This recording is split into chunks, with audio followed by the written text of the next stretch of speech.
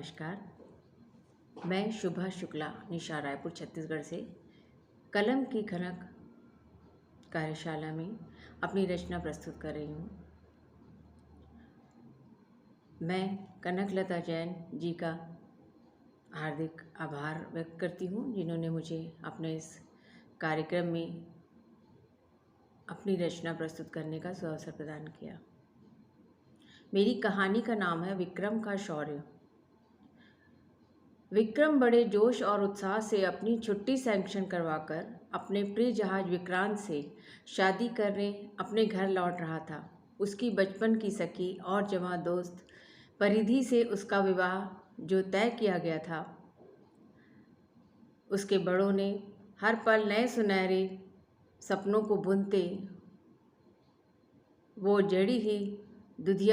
जल्द ही दुधिया पहुंच जाना चाहता था। हर पल नए सुनहरे सपनों को बुनते हुए वह जल्द ही दुधिया पहुंच जाना चाहता था। उसके ख्यालों को अचानक एक जोर का झटका लगा। घबराकर वह अपने कैबिन से बाहर निकला।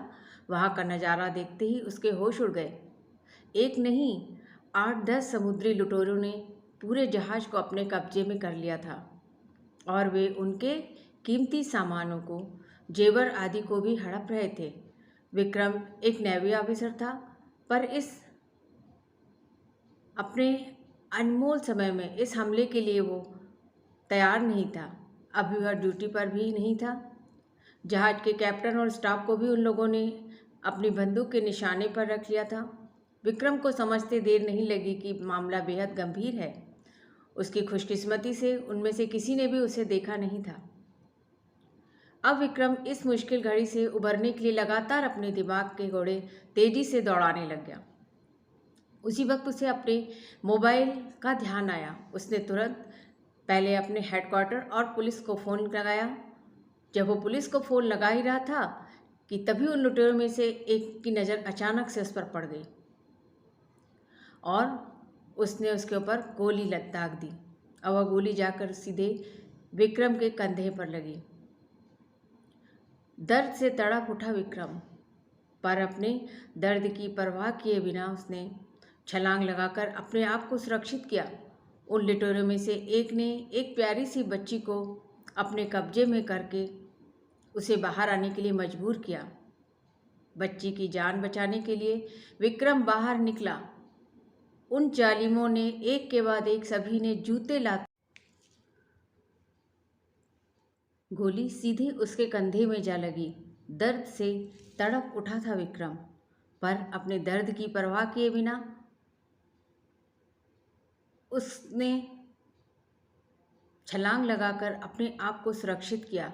उन लुटेरों में से एक ने एक छोटी सी प्यारी सी बच्ची को अपने कब्जे में कर लिया था और उसके द्वारा विक्रम को बाहर आने के लिए मजबूर किया। बच्ची की जान बचाने के लिए विक्रम बाहर निकला। उन जालिमों ने एक के बाद एक सभी ने जूते लातों से मारकर विक्रम को लहूलुहान कर दिया। दर्द से विक्रम चीख पड़ा। उसे खून से लथपथ कर दिया। उन लुटेरों में से जो उनका शायद प्रमुख था, उसने अपने रिवॉल्वर निकालकर अभी विक्रम पर गोली दागना चाही कि तभी पुलिस का सायरन सुनाई पड़ा और पुलिस ने उन सबको अपने कब्जे में ले लिया, अपनी हिरासत में ले लिया।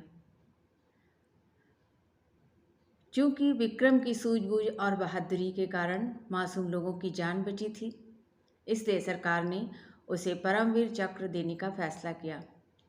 विक्रम को अब दोहरी खुशी मिलने वाली थी। एक तो उसकी मनपसंद बचपन की सखी के साथ उसका विवाह होने जा रहा था और दूसरा उसे देश का सर्वोच्च सम्मान परमवीर चक्र भी मिलने वाला था।